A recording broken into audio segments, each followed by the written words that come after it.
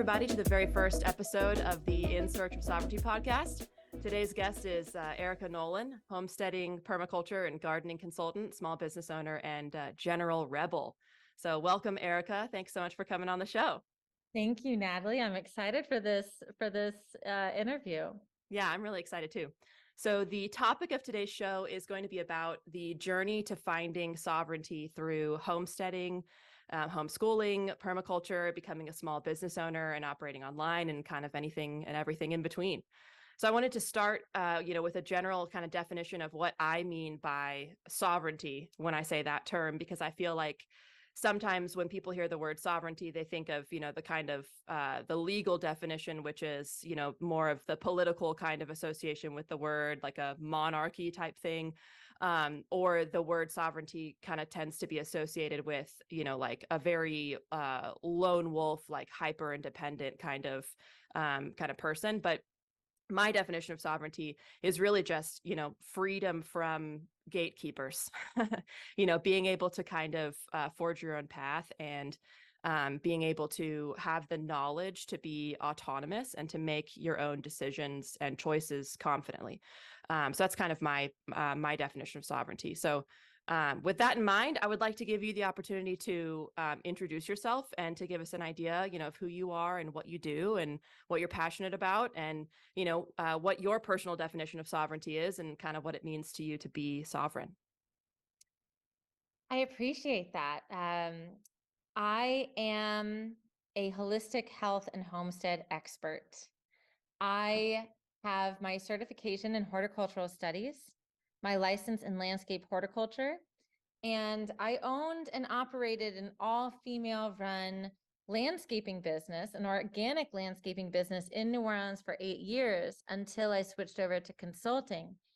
And when I did that, I began consulting virtually people all over the world, from Australia to Egypt. But of course, most of my clients are within the US. And it has been such a journey from the very beginning of establishing that landscaping company, and what that looked like, and having the vision of, where I thought I needed to go, but I wasn't sure how, and all the steps that I took in between, then and now. But what I can suggest is my definition of sovereignty is first and foremost health.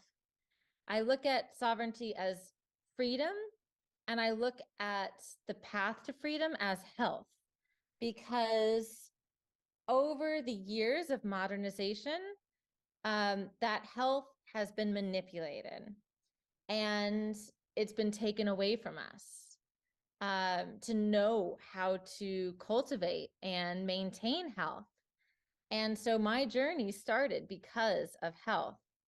And now I look back and I'm really blown away of how the two paths of like homesteading and health sort of interwove and became this singular road directly to my sovereignty.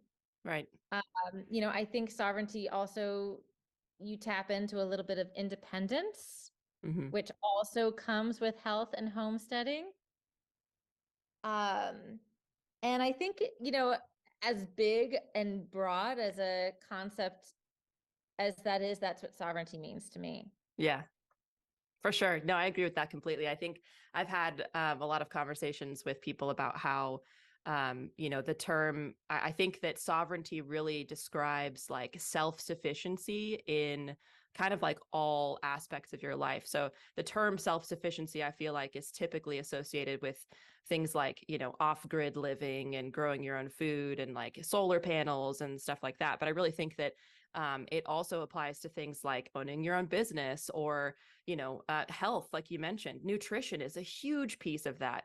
I've known plenty of people who were self-sufficient for, all intents and purposes, as far as like, growing their own food and living out in the country and being very independent, but they had horrible diets, ate really terrible, processed food and things like that. And so, I really think that it applies to pretty much every aspect of life, including, you know, your finances and economics and the way that you ingest information and, you know, the networks and communities that you create and things like that. So it's very, um, it's kind of a key, very central, you know, concept. And it's interesting to hear you talk about nutrition, because I really feel like that was kind of one of my major roads into the path of, you know, homesteading and also just independence and sovereignty in general. Was I had like a major gut problems back in a couple years ago, like 2019, I think is when it was. And I went to like a normal allopathic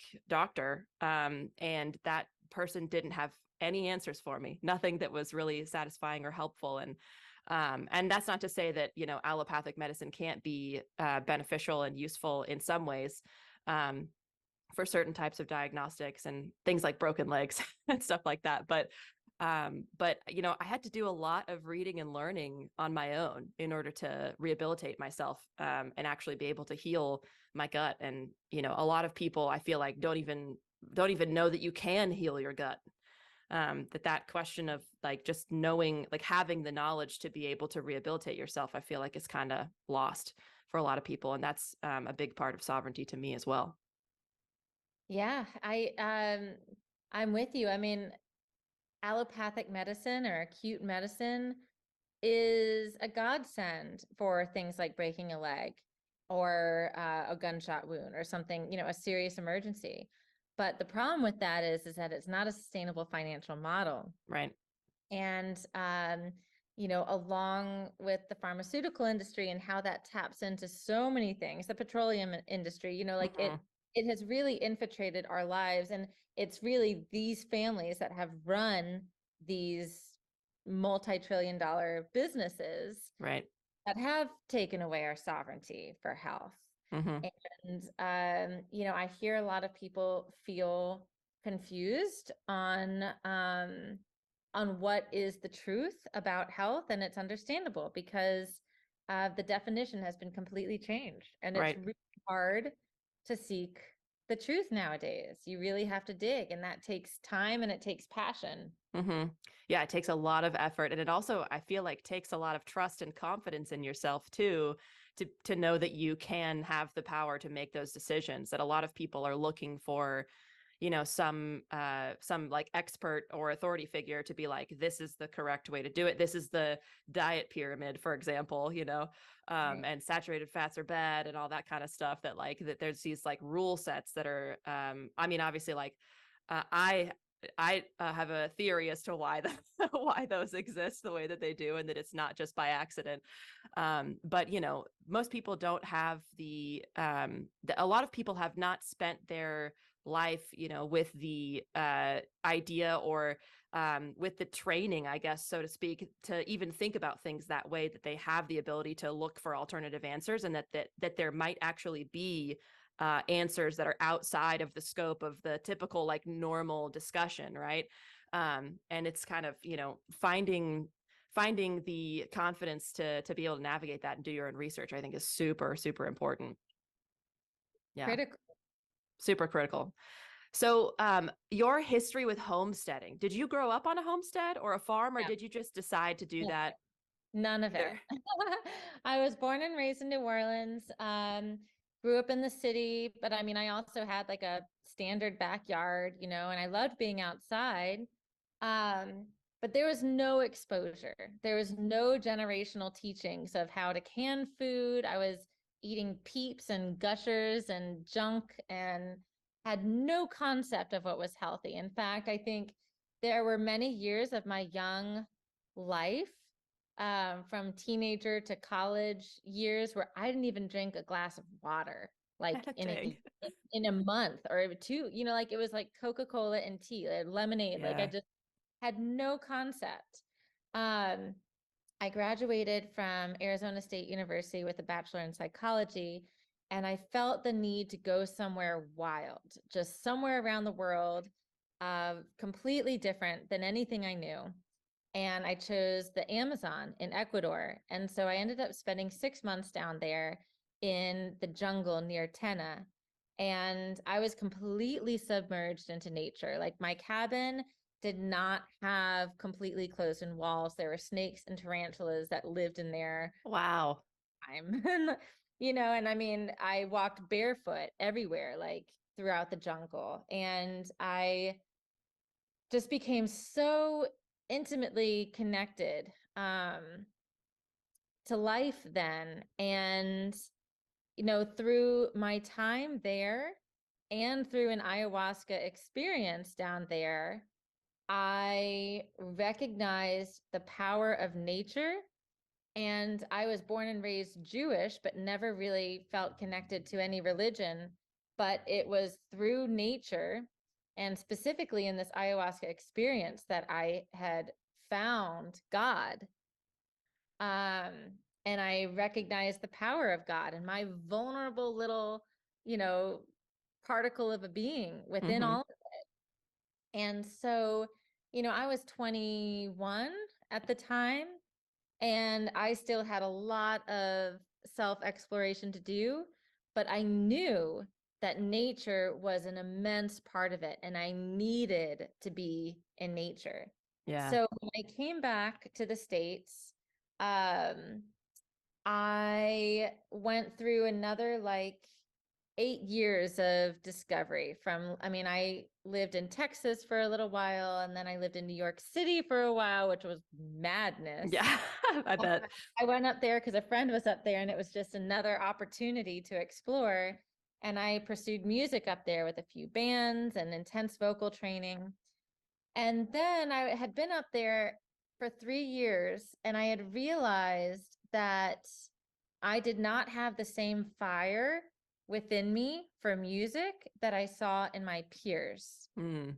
So I knew that I was not going to succeed in music for that reason. I love to sing, and I sing all the time, and I love music, but like the the burning need Yeah. was just not there. And at that same time, I was over in New York City, and I had found out that my mom had a brain tumor. Oh, wow. So all of these things together brought me back home to New Orleans. Yeah. And um, and when before she had her brain surgery, it was such a big deal, we decided to take a family vacation to Spain, just something really magnificent, a month long. And when I went out there, I met an old friend, and we both just had this vision of like living in the countryside, being in nature, and growing our own food, and maybe having like a little, bed and breakfast or something like that.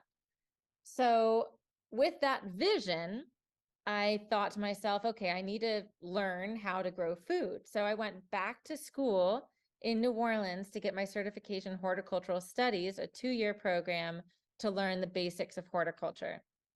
And from there, I like became obsessed. It was very clear that this was the way that I could work with plants and I could be with plants. And Mm-hmm. I had no idea how I would eventually live in the country and grow my own food. I just knew that that's what I wanted, was that life, a simple life. Mm-hmm. And so from there, there were many little steps in between that finally got me here. But it was fueled by this this vision of simpler living. And then, of course, that year of seeing the food that my mom was being fed in the hospital. Like Yeah. after 6 months after the brain surgery, she found out she had breast cancer. Oh, wow. So I was seeing all of this. And like right after her breast cancer surgery, they gave her a Sprite Yeah. and some other junk. And I just thought to myself, this doesn't make any sense, you No. know? And I started questioning, well, why is this this way? Like, why are people getting sick? Both Right. my mom and my grandmother had breast cancer, so I need to figure this out. Right. All of this in line. Okay. All of this in line with me needing nature and me questioning health is what set me on this path of fiery passion to figure out. And that was 10 years ago. That's awesome. At what point did you start drinking water, you think, Oh in my that God. mix? I actually started drinking water like I should or at least more like I should when I was living in New York City, because I started getting the worst UTIs. I never got Yeah. a kidney stone, I don't think, but I started getting these like fall to the ground in pain Oh uh, man. experiences in what felt like my kidneys. Right. Um, and then so I started drinking water. Yeah. The doctor or the nurse was probably like, "Hey man, how much water do you drink? Your kidneys are in pain." It's crazy. I mean, That's funny. I didn't even go to a doctor. I just thought maybe I need to flush out, Oh, sure. Yeah. I just started drinking a little bit more. Yeah. That's funny. My father-in-law actually just recently was having some kidney pain that ended up being kidney stones. And my husband and I were like, "Are you drinking enough water?" And he was like, "Well, I drink some water, I drink a bottle or two a day or whatever, like the normal, like small plastic water bottles." And we were like, "You should probably try drinking some more water. That might help." And then he went to the doctor and he was all like, well, yeah, maybe I will if that's what the doctor says I should do or whatever. And then he went to the doctor and they told him to drink more water to flush out his kidneys. And it was like, it fixed the problem, which is good. But it's funny how people just lose connection with like the purpose that water serves in your body as like, it's like oil in a car, it's like serves to lubricate everything and make sure that everything's working correctly. And if you're not drinking it, or if you're drinking like a really poor quality water, then you're like in bad shape. Dehydration is a serious issue. A serious, Hmm. I think in the book Quench, I read, which I highly recommend for anyone interested in the importance of water. I read that like 70% of the US is dehydrated. And what does that mean? That means like imagine all of your organs that need water flowing through them. It means that they're literally pruning up and stopping to work, Yeah. and like your skin, like wrinkles and skin damage. And I mean, Yeah. the list goes on. It is essential. And and then, and then we could go into tap water. Yeah, I was gonna say, I wonder how much of that 70% of people being dehydrated is because of they're drinking tap water Right. versus like not drinking water at all. Right. Or the hydrated people that are drinking complete poison, Right. It's Man, insane. It's it absolute is. insanity. It is insane. I read some studies recently on the neurotoxicity of fluoride, just kind of like diving into that stuff, and it's really, man, it's just really crazy that it exists in our system at large, and that it's even allowed to be put into our tap into public water sources, and how there's no realizable benefit from drinking it. That like they the justification at first was to increase tooth health, right, for enamel and things like that, but that the amounts that are in the concentrations of the tap water, from if I'm remembering the numbers correctly, are actually in a greater level than what they say you shouldn't ingest if you're brushing your teeth with toothpaste that has fluoride in it. It's like, how does that make sense that we're literally drinking it, like, and that the concentration of it in our drinking water, like by the gallon, is higher than what we would brush our teeth with, that they say to call poison control if you swallow. It's like, that isn't. It's Yeah. it is so wild. I I have a picture of my calcified pineal gland, and that is specifically from fluoride. And what happens if you have a calcified pineal gland? Your hormones are all messed up. And what Right. happens if your hormones are all messed up? Cancer. Mm-hmm. I had a conversation with my conventional dentist, which, by the way, everyone listening to this can find a holistic dentist that is anti-fluoride and knows about gut health through a national holistic dentistry search.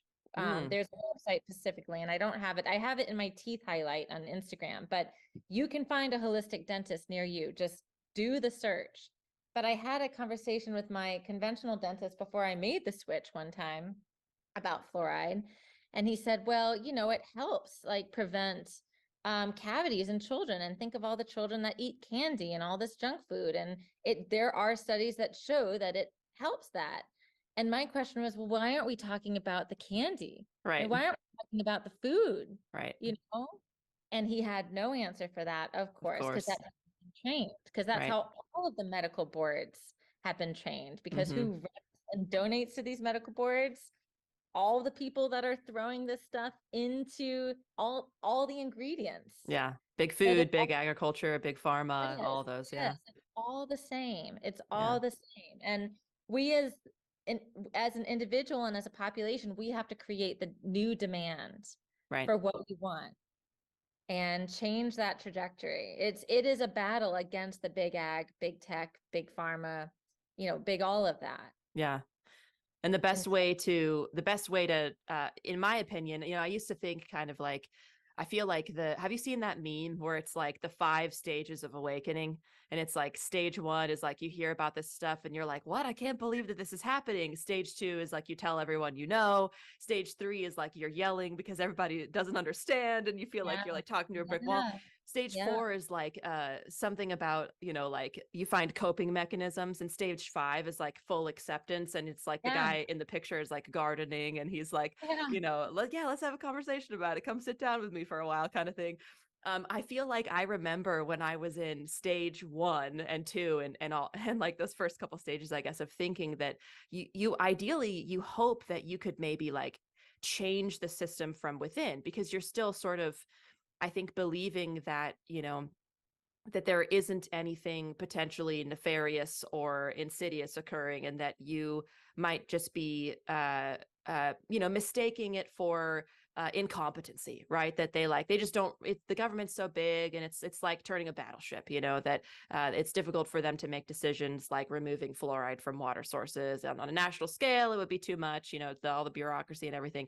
But then, like, I think now I've gotten to a point where I really believe that the key is to create parallel structures of different demand, like you were just saying, where it's like you can't, the whole system is way too gargantuan and bloated. And whether you believe that there are ulterior motives for things or not, that there is a better chance of just finding what you actually want and then creating a thriving kind of community and demand around that, like spring water, for example, instead of tap water.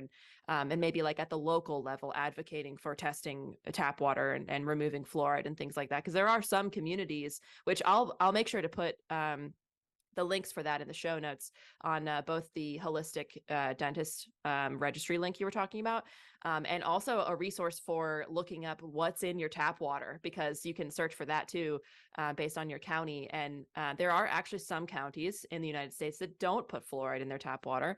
But for the most part, I think that it's like something like 85% of the households are covered.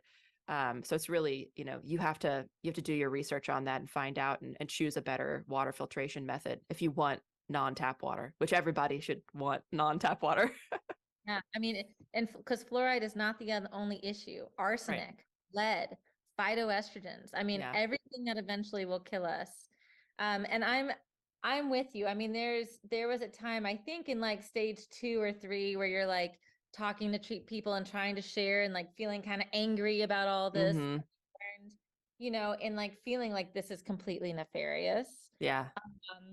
And I'm sure there is a small degree of that nefarious behavior, but I really think, and I think this helps the individual waking up to all this stuff and healing from it all. I think it helps to recognize the fact that, like, all of these humans are just doing the best for their very individual bubble. Right. Like the vegetable oil, the seed oil, all of the scientists that were paid by Procter and Gamble and that were put on the board of the American Heart Association, like that's a big deal. Like it's for your family at that point. Right. Like, are you going to cut ties, say no, and then get canceled the rest of your life? Or are you going to be given all the opportunity possible and like your kids' lives, just easy peasy? Like, and so, we are obviously seeing a big tear in that design, I think, recently, as people are Mm-hmm. recognizing the importance of stepping away, and also the potential opportunity in that too, because Mm-hmm. obviously the demand of stepping away from these broken systems is there. Right. So there is more incentive for people to step away and stand up against the machine, Right. Yeah, that's like those parallel structures of creating the alternative economies, of especially when you're talking about, I feel like on a really local level too, and more community based kind of awareness of that kind of stuff, because I feel like you're beating your head against a wall if you're trying to look at it on a national level. You're never going to trying to attack it from the top down like that. You're not going to stop seed oils from being produced, right? But on a local level, you can just buy some butter from your local farmer and use that Right. instead of seed oils, right? And it's funny because, that seems like an inconsequential and small kind of a thing to do. But if enough people do that altogether and stop buying things like vegetable oils, then that has a measurable effect. It trickles up instead of trickling down. And I feel like, the same as you, I think that I honestly think that greed is what drives a lot of that. I've just been reading a book recently, actually, called The Creature from Jekyll Island by G. Edward Griffin. Have you read that? No, Oh I haven't, man. but I know of it. My Oh husband. man. You've got to read it. I think I'm like 3 or 4 hours into it now. And it's like, I'm listening to it on audiobook, and man, it's crazy how, um, just how much of the way the system works was built in intentionally to be that way, that there wasn't ever an intention in the banking system, at least, for it to function in a proper, prosperous, economically stable kind of way. It was actually like these things, like bailouts and printing money and things like that were actually built in to be part of the system. That's the way it's supposed to work. It's a feature, not a bug. And I think it's honestly the same thing with a lot of these like big agriculture, big pharma, and some of these other big industries, is that like the goal is for them to make money off of you in the way that is the cheapest way for them to do it, right? And when you look at things like seed oils through that lens, it makes a ton of sense why they would do things like that. Um, and why they would demonize things like butter and raw milk, because it's way easier and cheaper for you to walk down the road and get butter and raw milk from your local farmer. They can't make money off of that. They can't make money off of you when you're doing things like that, and you have commerce on a local level. So I mean, it really, once you start interrogating, like, why is it that these kinds of things would be in the system? Because a lot of people are like, I'm sure you've heard, well, it wouldn't be on the shelf if it wasn't safe, kind of thing, right? And it's like, that's clearly not true, though. And if you start to think about it from that perspective, you can see why that would be the case, why there are going to be some unsafe things on the shelf. And you can't just accept that wholesale as like, a way to gauge whether or not things are safe for you to consume. Right, right. Yeah, it's definitely, I feel like, an awakening that is happening more broadly. Like you said, I feel like I've been seeing a lot more people talk about this kind of stuff lately, and which it's funny because how much of that is the echo chamber that I exist in versus it actually happening on a larger I scale. think But it's real. I think it's real. I mean, I think 2020 started it. I think there yes, was so many, or maybe even 2019, I think that there was so much happening and enough, thankfully, of social media and the internet of sort of like leaking all these questions right. and information that people were able to look at and with their gut say, That wait, doesn't, this doesn't make sense. And right. so we have questions. And Yeah, then, of course, the questions being suppressed. And it's like, right, okay, well, now you're making it obvious right. questions to ask, Yeah, And yeah. so, everyone has been kind of buzzing and it's beautiful. It's Hmm. absolutely beautiful. I completely agree with that. It was actually, it was the whole 2020 situation that really got me to start diving into things a lot more, actually. That my older sister has always been, very much into doing a lot of this research because she had kids. She's 12 years older than me. So she started kind of like with the family building and stuff much earlier than I did. So I got to kind of see like her path in researching a lot of this stuff, and into like homesteading and food and all the things. um and it was like, that was kind of, I've always had that influence of questioning a lot of things and politically questioning things, but it wasn't until 2020 that I was like, I need a garden. I need to grow my own food. I need a better water filtration system. And I need to learn more about self-sufficiency in general. And it was kind of like an introduction into, because once you open that door of finding some of those inconsistencies, like you mentioned, of like, wait a second, that doesn't make sense. And then once you think that, you follow that thread and you realize you're like, wait, whoa, a lot of this stuff doesn't make sense. And then that opens the door to a whole lot of other questions in a bunch of different areas. I started in the health space, like I mentioned, because of my gut health problems, went down the rabbit hole. I actually ended up finding Zach Bush Dr. Zach Bush and listening to some of his stuff about soil health and the link between soil health and, very nutritionally poor, very nutritionally devoid vegetables and fruit and things like that, and how like that's completely destroying people's gut health. And I like that led me to the path of like learning about permaculture and about, more sustainable gardening practices versus like conventional agriculture. It was just like a domino effect, and it was actually that year that my husband and I bought our first house so that we could actually, put in a garden. And I had like a little, just a small little backyard thing. It was like 3 beds. It's like 7 by 11 foot beds. And I produced so much more food than I thought I was going to be able to. And it was just like, I think that is that step of just starting and choosing something to grow, you really can do a lot more than you think you can with a lot less space, which is actually something else I was going to ask you about, from your perspective on being a homesteading and holistic health and gardening, consultant. I'm sure you see a lot of people wanting to take that, next step. And what do you tell them as far as like what they can do, and what are the different sort of like settings that you've seen people that are kind of non-traditional doing like gardening in? Well, all of these years, I have said to people that you can grow something. It doesn't matter if you're in an apartment with a windowsill or a balcony, or on a rooftop, or in the desert, or in snow, or anywhere. You can grow something. And every little bit is going to affect you tremendously. Because when we touch soil, we increase serotonin levels in our brain. Um, we connect with nature, especially the tighter of a structure that we're living in, like an apartment or in a city. Um, Having plants in our home as air purifiers increase our overall well-being, and happiness. And so no matter what, there is something that you can Right. grow. I have clients all over the US, in north, in south, in desert, in swamp. And it's possible to grow something. You just have to know your climate and know what works. But honestly, Natalie, I think the number one underrated plant group that you can grow is medicinal herbs and flowers. Yes, for sure. Underrated. Because I only started doing that, a few years ago. And it was a game changer because Yep. you can basically grow everything you need. Like Right. all the medicine you need, you can grow. If you live a healthy life, you can grow everything you need for fevers, for upset tummies, for anxiety, for Mm-hmm. stresses, and you can grow most of it in shade. Right.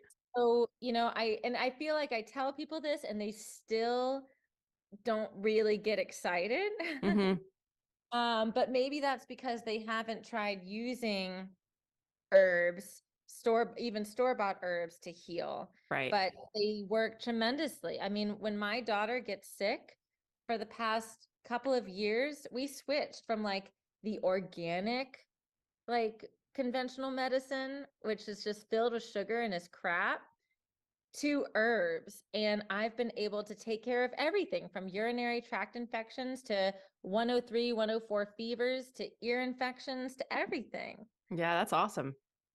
And so, I think that is an underrated area, but no matter what, you can grow something somehow, somewhere. Yeah. I think that the herbalism thing, that was one of the first areas that I got really into growing as well, because I love tea. I've always loved herbal tea.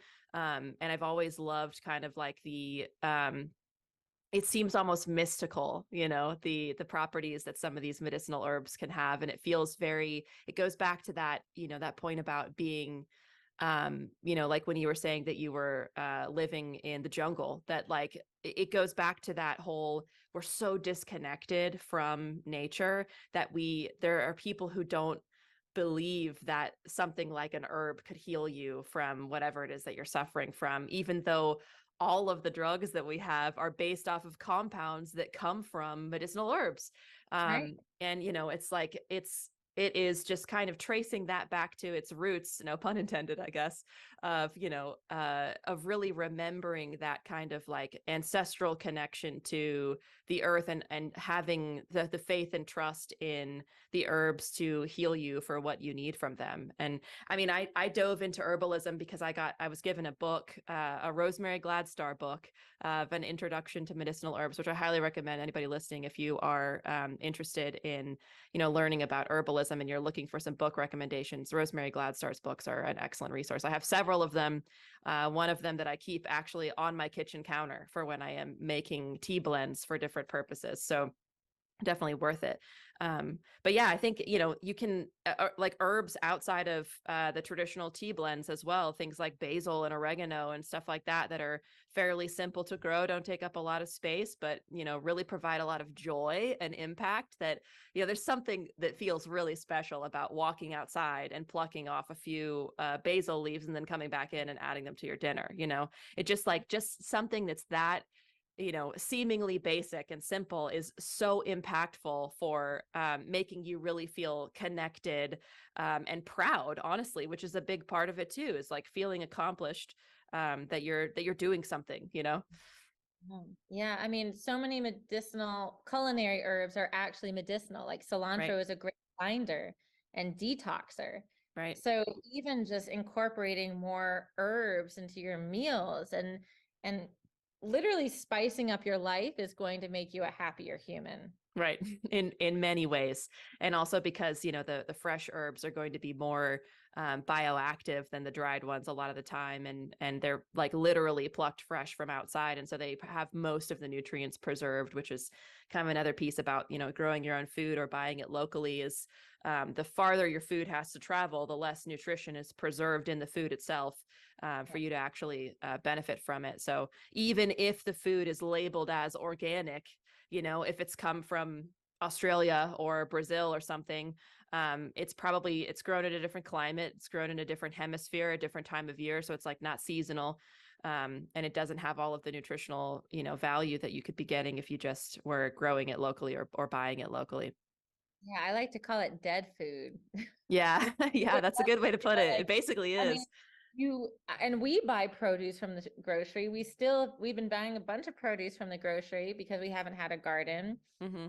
And I know that I'm not getting the nutrition I need, although we have a raw milk source, we have a butter Nice. source, and we take liver and organ meats and eat a lot of meats. And so I know Right. that nutritionally I am, likely complete, but I'm missing, those fresh micronutrients Mm-hmm. that you get in a lot of vegetables. Right. And we know that organ meats and eggs and milk are the most nutritious, like complex of, all the food systems. And we know that fat is the optimal carrier of nutrients. And so that combined makes that group of foods the best for us. Mm-hmm. But we want, of course, a well-rounded diet, because we're not strictly carnivores Right. after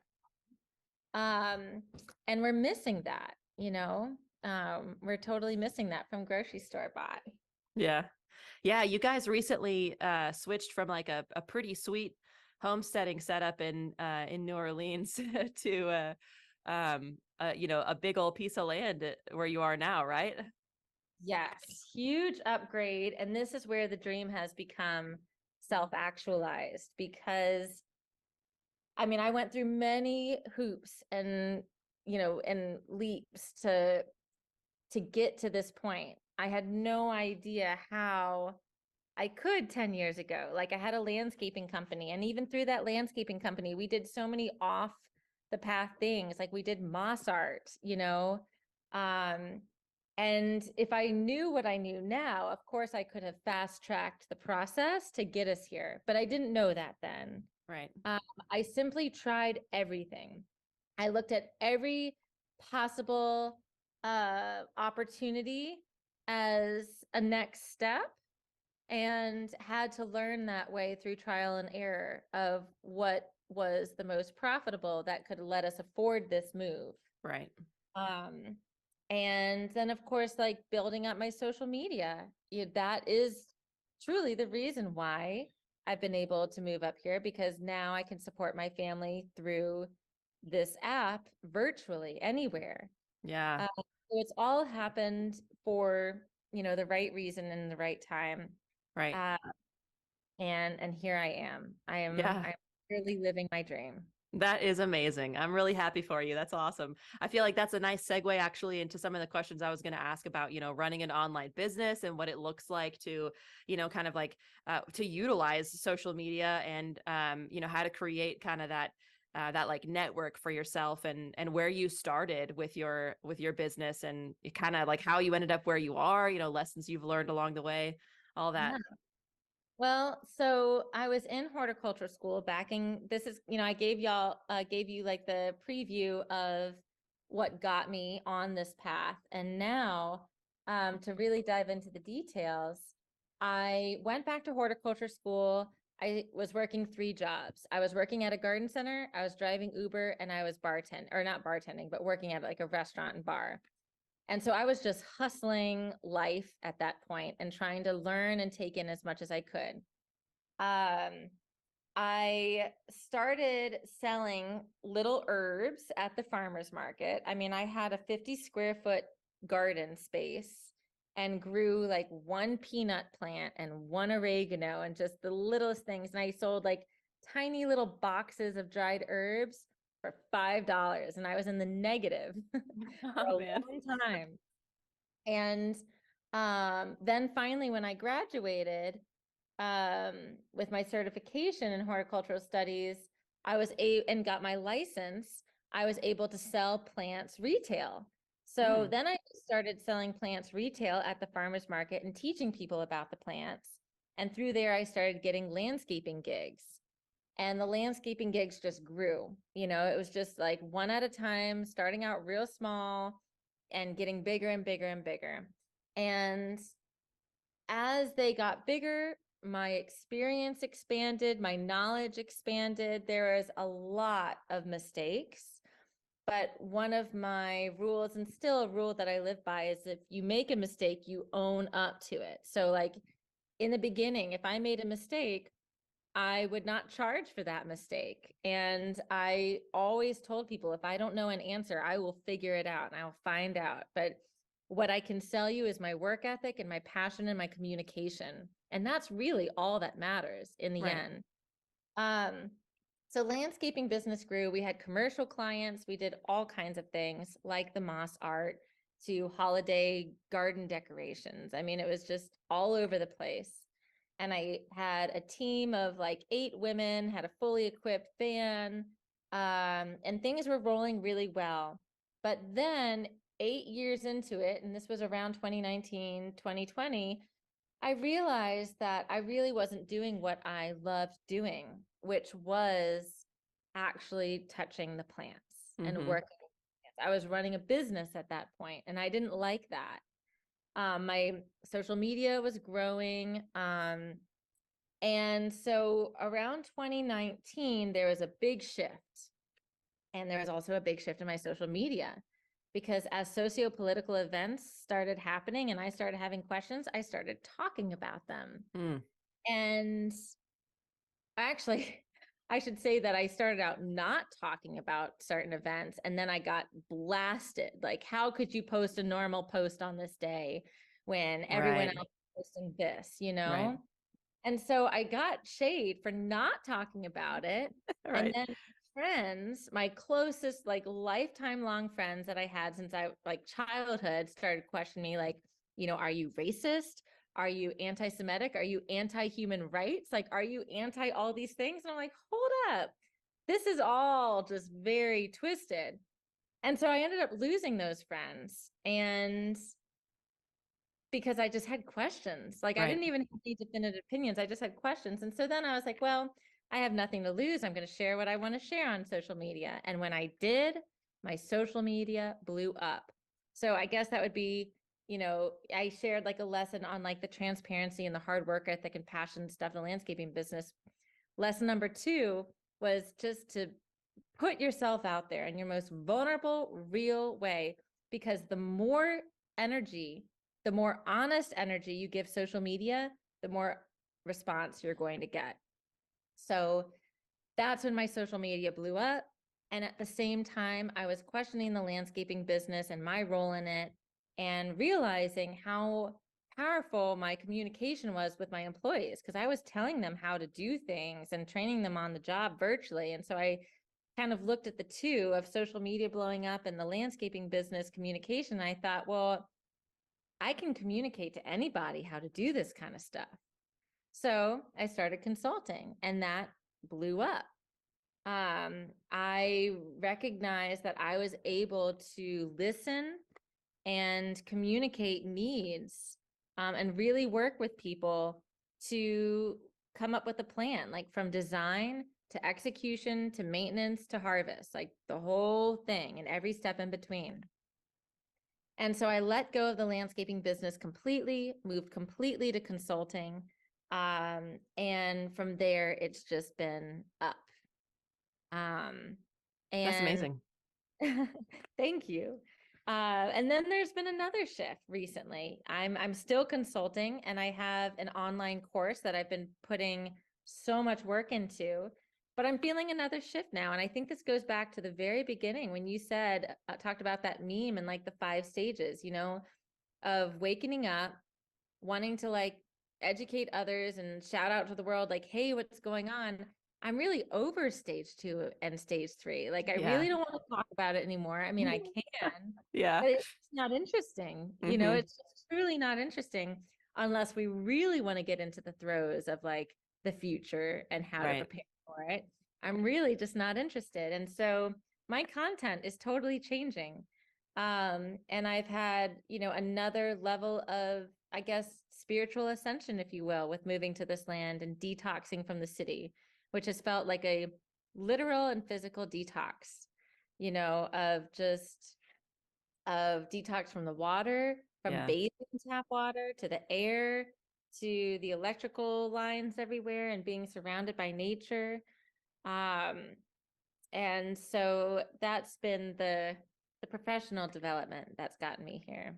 Oh man, I think that's a really it's a very awesome story and path. And I think that that probably will resonate with a lot of people because I mean, I actually went through the same thing with the childhood friends and people that you're really close to, and feeling like you literally just have questions and you just want to talk about it, and not even being allowed to do that. And that's kind of like the stage 1 and 2 of that meme, and I like straight up don't talk to those people anymore, like best friends for decades, that just didn't want to have anything to do with me after I was like, hey, but what about this? And they're like, you can't ask that, you're a bigot, like you said. And you're like, well, I was just for asking a question. That seems a little harsh. Yeah. But and that it's like, I think a lot of people lost people because of that. And so a lot of us have felt very, untethered a little bit, and lack of community and lack of purpose and meaning in terms of like realizing that a lot of things are different than what we thought they were, and that even the people that we thought we knew are different than we thought they were, and kind of just like navigating that. And so hearing the path that you've taken and kind of the decisions that you've made, that's exactly the reason why I wanted to start this podcast, because I think that I have also kind of gotten past that second and third stage where like I don't really want to talk about it anymore. Like I've unfollowed like pretty much all of the political content on my social media now. It's like just things that I'm actually interested in, that I want to like learn from, like skill building things. So I wanted to create this as a means of interviewing people like you to basically show people the way out of that, that just fog of uncertainty and feeling lost, and show that there are other ways to do things, and skills that you can learn and paths you can take to become more autonomous and less dependent upon the system that just failed you really hardcore, including the people that were involved in that.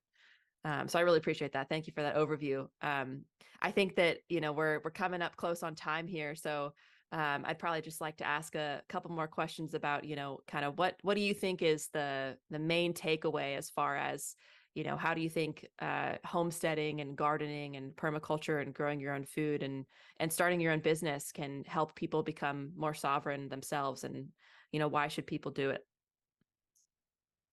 Well, let's start with why should people do it? Because it could mean your freedom in the future. It could mean saving money in the future, and it could mean healing and avoiding pain. Um, going into the closet of your soul and really assessing what you need to clean out. But this is all about health in the end. Like, health is wealth, and health is all that we have. I mean, you could have $1 million mansion, you could have tons of friends, you could have everything you could ask for, but if you don't have health, you don't have life. Yeah.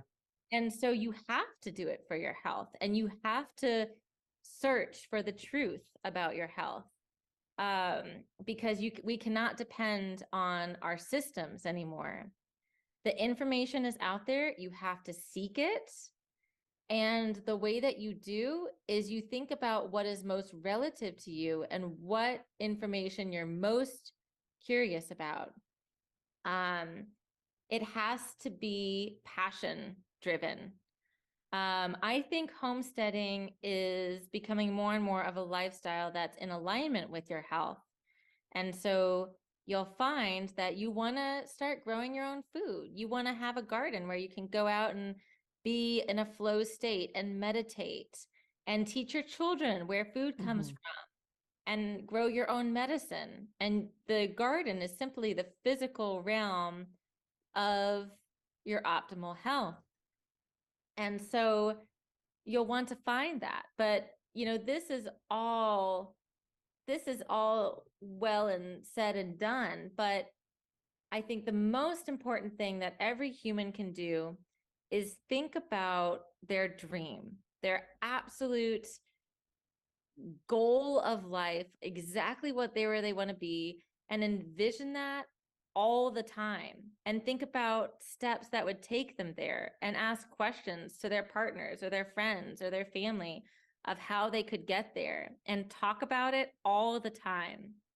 And just lean into that. Stop wasting time on going out and traveling and drinking and TV. Like, focus as much energy as you can on less numbing activities and more energizing activities and inspiring activities. Cutting out television alone has changed my life because we read books every night. Right. And so now we're just constantly learning. And I will say this, because I think that this goes beyond just like the listener, and their individual health and happiness. I think the future of our children and ourselves depends on every individual realizing this potential and self-actualizing this potential, because I have no doubt, and I am an optimist, I am a very optimistic, happy person, that the ones in control of these systems that are so bloated are not going to let go easily. And they're already in so much control, and there are plans that are discussed in public view, of what is to come to better serve them. Right. And it's not about preparing in fear, it's preparing for thriving and evolving and just knowing what's up. So do it for your health, do it for your happiness, do it for our future. Because together, this is what will coagulate and become a stronger unit. Yeah, I couldn't agree more. Very well said. I think the last kind of question that I had was, what are some things that you'd recommend that people can start doing today to become more sovereign in this space specifically? contact me. Yep.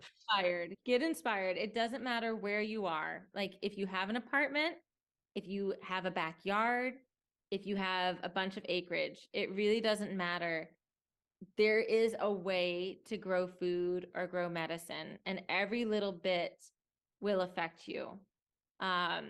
Just so look into that, lean into what you currently have and lean into what you want, and look for opportunity because it's there just waiting to be found and then cultivated. And I can help you with all of this. I mean, contact me, DM me, email me. I've got my homestead package course, which is a one lifetime purchase and you have it forever. And I'm forever basically adding video lessons on it, from anything to irrigation, to rainwater collection, to how to grow garlic, specific vegetables, to hugelculture and permaculture, to how to fix a chicken sprained wing. Like literally everything you could possibly imagine is on there in video format. And then I consult one-on-one. So I'm here for you. All the information for health and the truth is out there. Just lean into it. So where can people go to find you and to find that information? I would say go to my Instagram because I'm most active there. And you can schedule a 30-minute call with me for $45 in my link in bio. You can DM me. And you could also go to my website, instargardens.com.